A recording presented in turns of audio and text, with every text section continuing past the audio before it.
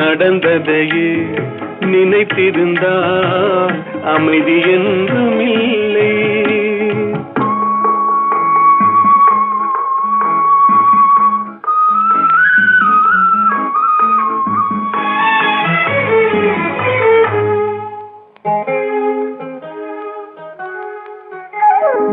எங்கே வாழ்க்கை தொடங்கும், அது எங்கே எவ்விதம் முடியும்?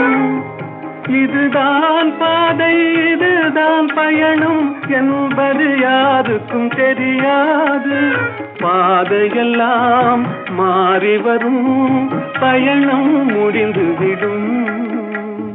மாறுவதை புரிந்து கொண்டால் மயக்கம் தெளிந்துவிடும். நினைப்பதெல்லாம் நடந்து விட்டால் தெய்வம் ஏதுமில்லை.